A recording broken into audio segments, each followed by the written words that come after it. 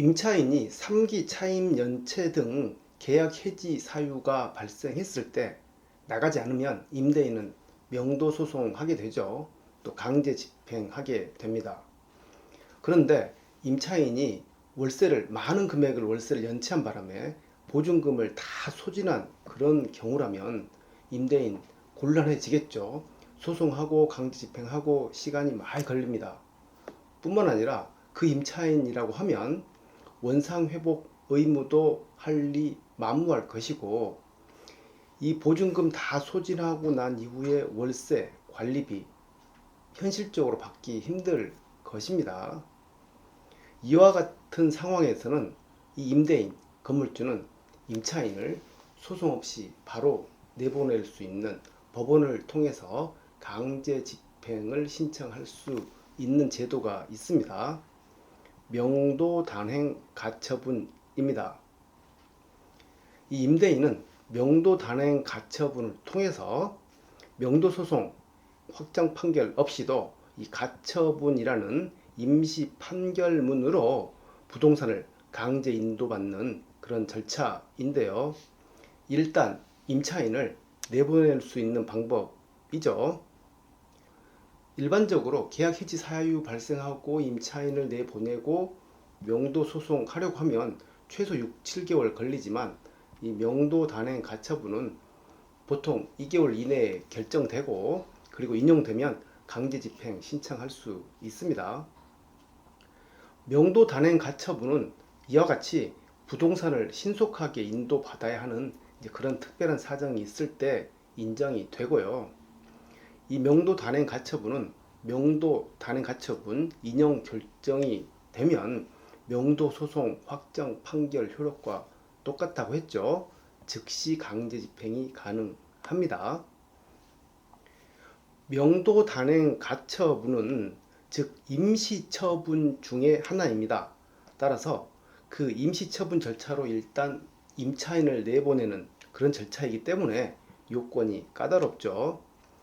첫째, 명도 청구권이 명확해야 합니다. 즉 계약 해지 효력이 발생했어야 하죠. 임차인이 3기 차임 연체하는 등 또 임대인이 계약 해지 통보를 해야 하고요. 이 절차상의 문제가 있을 때는 명도 채권이 발생하지 않을 수 있기 때문에 주의할 필요가 있겠죠. 둘째, 명도 소송을 진행했을 때 임대인의 손해가 현저히 크거나 또 임대인에게 급박한 위험을 방지해야 하는 그런 사정이 있을 때 명도 단행 가처분 신청하고 인용될 수 있습니다. 한편으로 이 가처분으로 인해서 임차인의 정당한 권리 침해 받으면 안 되겠죠. 예를 들어 임차인의 점유권에 대해서 다툼의 소지가 있을 때는 이 명도 단행 가처분 인용되지 않을 수 있습니다. 명도 단행 가처분은 임시적 처분이기 때문에 명도 소송도 함께 진행해야 하죠. 법원에서 명도 단행 가처분이 인용되지 못한 상황도 대비할 필요가 있고요.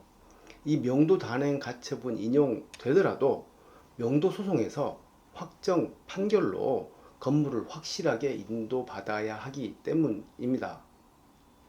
이 본안 소송 제기했을 때 명도 단행 가처분 인용이 돼서 점유권을 회복하게 되면 일단 임대인이 점유권을 회복했기 때문에 유리한 위치에서 임차인과 협상도 가능하겠죠.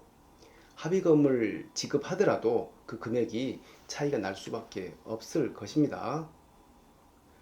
법원에서 명도 단행 가처분 가능한 사례는 다음과 같습니다. 첫째, 조금 전에 앞에서 말씀드렸던 차임 연체로 보증금을 전부 소진한 경우입니다. 이 임대인의 건물 인도 청구에 대해서 임차인의 대표적인 항변권은 보증금 반환 청구 동시 이행 항변권이죠. 그런데 임차인이 보증금을 다 전부 소진한 경우라면 임차인은 동시 이행 항변권 주장 불가하겠죠. 둘째, 이 소송 지연으로 임대인의 손해가 크고 긴급을 요망한 경우, 즉 확정 판결 후에 강제 집행하게 되면 회복하기 어려운 손해가 발생할 때입니다. 예를 들어서 재건축 사업에서 한두 세대 명도 거부로 인해 이 사업이 지연되는 경우이죠. 셋째, 불법 점유입니다. 예를 들어 명도 소송하고 강제 집행까지 진행을 했는데 그 임차인이 다시 무단으로 침입하는 경우입니다. 법원을 통해서 강제 집행을 완료한 후에 이 임차인이 임의로 해당 상가에 다시 들어오면 불법 침입이죠. 그때는 이 임차인을 신속하게 내보내야 할 필요성이 인정이 됩니다. 이와 같이 명도 단행 가처분은 아주 급박한 경우에 사용이 되죠. 따라서 임대인이 단순히 임대차 기간 만료되었다거나 몇 개월 월세 연체되었다라는 이유만으로 이 명도 단행 가처분 신청할 수는 없고요. 그때는 명도 소송 진행해야 합니다. 네, 오늘은 명도 단행 가처분에 대해서 살펴봤습니다. 감사합니다.